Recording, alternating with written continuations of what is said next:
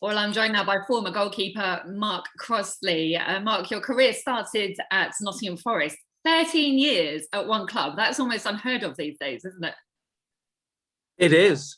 You don't see many players staying for so long now, but back then it was a little bit different. You signed a long-term contract at a football club, and you was expected to honour it, and the club were expected to honour it as well. And very rarely was it not honoured by a player or club. So that's one of the reasons I stayed there for so long. Plus, Brian Clough was the manager. I worked with him for 6 years, and he's probably the greatest manager that there's ever been. In fact, he was once quoted as saying, "I'm not the best manager in the world, but I am in the top one."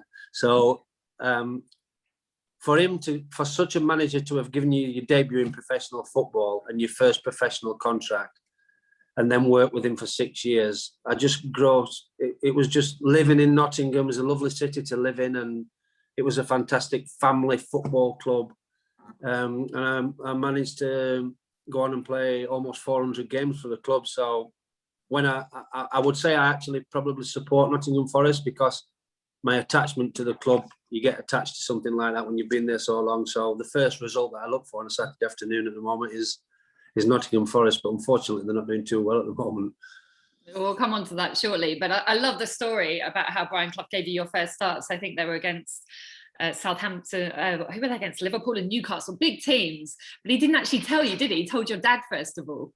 That's right, yeah. So he rang my dad during the day, because what had happened is we had 5 goalkeepers at the club. I was the youngest. I was an apprentice, but how it happened was the first team goalkeeper, Steve Sutton, had gone down with a virus during the day, so there was no chance to get anybody in loan, and the other 3 were injured. One was on loan, one was out on loan playing, so I couldn't get him back. So I was the only one left, and Brian Clough rang my dad during the day and said, "Get yourself down to the game tonight. Mark's going to play, but don't tell him, because I can't swear online, can I? You know, but he'll absolutely crap himself." So my dad was under orders not to tell me. So I didn't get to find out until 7 o'clock that evening that I was going to play in the game. So it was brilliant man management when you think about it, because I was such a young lad. I'd only played a handful of reserve games, and I got to go and make my debut against Liverpool.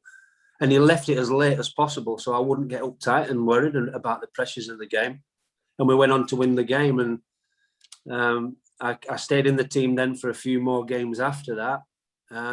And that's when he thought that I was getting a little bit too big for my boots, and thought that I'd arrived as a professional footballer. So he decided to knock me back down to earth. And to cut a long story short, he made me play for his son's Sunday League team. So I played against Coventry in an FA Cup game on the Saturday, and on the Sunday, he made me play for his son's Sunday League team in a Division 5 Derbyshire Sunday League game to knock me back down to earth. And that's why he was such a brilliant manager. And did it work? It did. We won 4-1. It really leveled me out. It really made me think, if you think you're getting a little bit too big for your boots, this is the man that's going to knock you back down to earth. So that was his way. And the team that I played for got fined for playing a ringer that day, because people noticed that I was playing in the game. They got fined £50 for playing the ringer in that game, lost all the points that they actually gained for winning the game. But Brian Clough took the £50 out of my wages at Nottingham Forest to pay the fine. So, bizarre that I didn't really want to play in the game. He made me, and the team got fined for playing me in the game, and I had to sacrifice the 50 quid out of my wages. How much were you earning at the time? That would have been quite a lot of money. I was an apprentice at the time, but I'd played in first team, so I was £100 a week I was getting, because I was only an apprentice, and 50 of that went on one game that I wasn't supposed to be involved in. Brilliant. But when I look back now, I got older and a bit more mature. I think, what an example to make to somebody that I'm in charge. I'm the manager of this football club. No player is bigger than the football club.